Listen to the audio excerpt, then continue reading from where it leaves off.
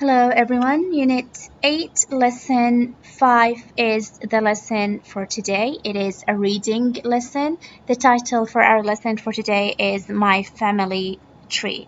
My Family Tree. Have you ever heard the word tree, family tree before? This is a family tree.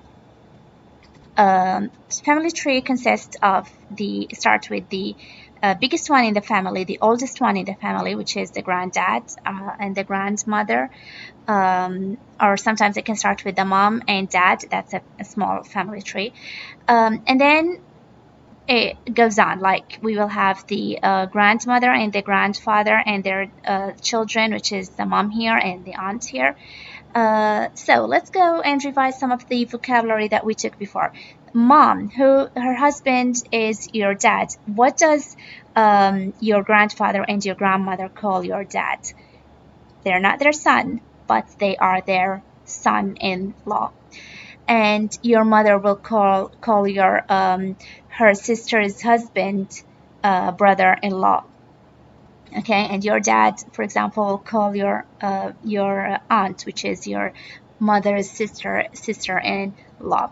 So brothers and sisters are called siblings, and this boy here and this girl are called these are the grandfather and the grandmother, but they call the children here grandchildren. So grandson and granddaughter here.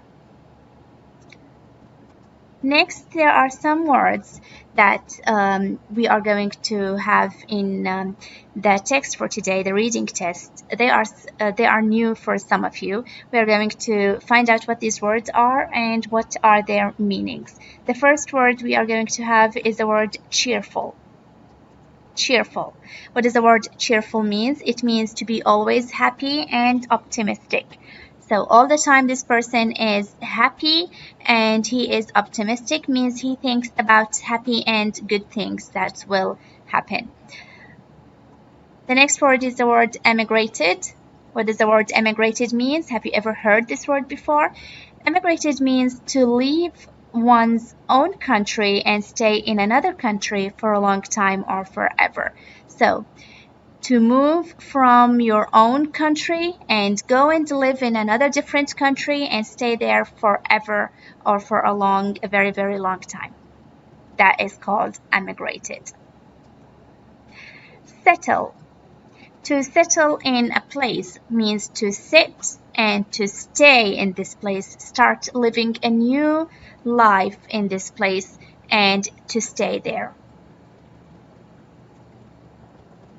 Last word is immigrant. It's the same word here, but this one is the verb and this one is the noun. So who is an immigrant? Immigrant is a person who leaves his own country to settle in another different country and to stay there for a very long time or sometimes forever. These are here called immigrants. Okay.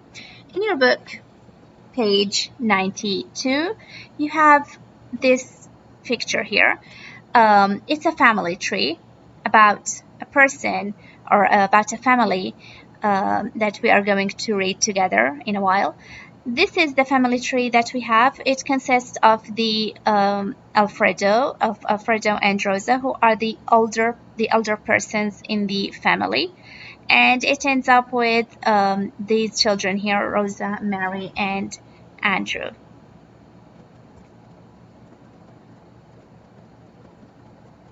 Who do you think the people are? So they are family. All these people are family. The question that you have that we are going to answer after we read, which person in the family tree is writing about it? So which one of this family tree here has written the text that we are going to read together? So in your pupil's book, page 92, the title is My Family Tree. Look at the family tree. Which person in the family tree is writing about it? Listen and read. Listen. My family tree. This is my grandfather, Alfredo. We call him Grandpa Alfie. He looks after me sometimes when my parents are busy. He's kind and cheerful and always tells interesting stories about his life. Grandpa Alfie moved here to New York in the United States in the 1960s. He was from Italy, and he'd lived there for 25 years before he emigrated. He came here to start a new life after the factory where he had worked closed. It was difficult for him to settle down here at first. Although he'd had some English lessons before he came to the United States, he'd never had to speak it every day, and he couldn't speak it very well. My grandfather got on really well with another emigrant family, and a year later, he asked their daughter, Rosa, to marry him, and she became his wife. They had 2 children, my mother Maria and my uncle Tony. I was named after my grandmother. I can't remember her very well because she died when I was very young, but Grandpa Alfie says I take after her. Okay, so take after again means to look similar to this person.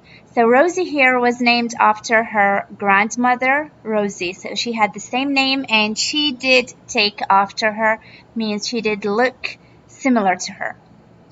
The activity that you have in your class book, your pupils book, is to number the event in the correct order. We have Alfredo worked in a factory, Rosa and Alfredo married, Alfredo started working in New York, Alfredo emigrated, and finally Alfredo had English lessons. So what is the correct order for these events? Let's check together. So number 1 is Alfredo started working in New York. Number 2 is Alfredo worked in a factory. 3, Alfredo had English lessons. 4, Alfredo emigrated. And 5, Rosa and Alfredo married. That was the activity in the class book, in the pupils book.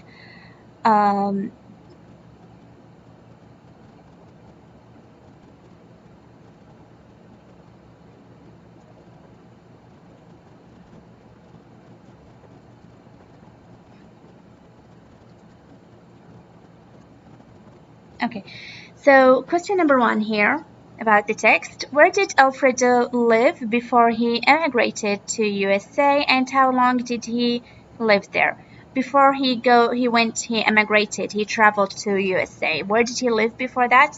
And for how long did he live there? So he lived in Italy before he immigrated to USA. He lived in Italy for about 25 years. Why did he decide to emigrate from Italy? Because he wanted to start a new life after the factory he worked in for many years was closed. Question number 3, why couldn't he speak English very well? It's because he never had to speak English every day before. So if you don't speak English every day and regularly, you will not be able to speak English very well. So taking lesson is not enough. He used to take lessons, but he didn't speak English, so that's why he can't speak English very well.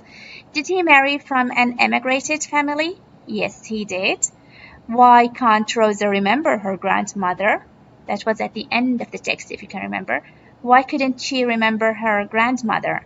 It's because she died. Her grandmother died when Rosa was very young. These were the questions about the text in your class book, pupils book. Let's move on to the activity book, page 86, read and circle. This is a different text here.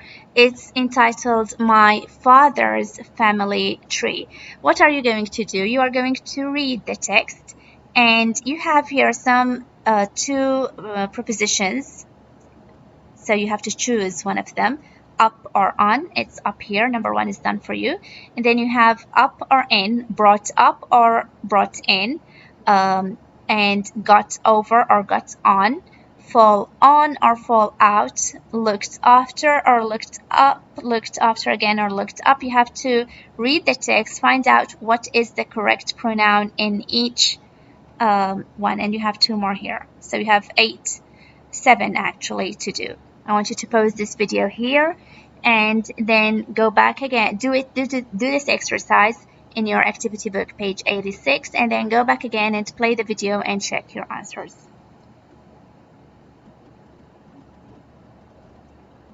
Yeah, so the answer is here. Let's read the text together. This is my father's family tree. My father is Hassan, and he is the second of the 3 brothers. He grew up in a little village in Turkey where he was brought up by, it's not in, brought up by his parents, Ahmed and Demla. He had a very happy childhood and got on really well with his younger. Got on means to have a good relationship, if you can remember, with his younger brother. Enes thought they used to fall out. So sometimes they argue. Sometimes, like all siblings do, my dad looked up to his older brother. Looked up means to admire and to respect. So he looked up to his older brother, Muhammad, because he had looked after my dad when he was young. When he was 17, my father decided that he wanted to have an adventure, so he went to Australia. He hadn't studied English at all before he went, so he had a lot to learn. But he worked hard and he started a new life. He had worked as a waiter in Turkey, so he found it easy to get a job in a restaurant in Australia. He went to night school to learn English. My mother, Sophia, is originally from Bulgaria. She had moved to Australia with her family 1 year before she met my father. My parents got married and they started their own Turkish restaurant, which has become a very successful business. They had 2 children, me and my younger sister, Berna.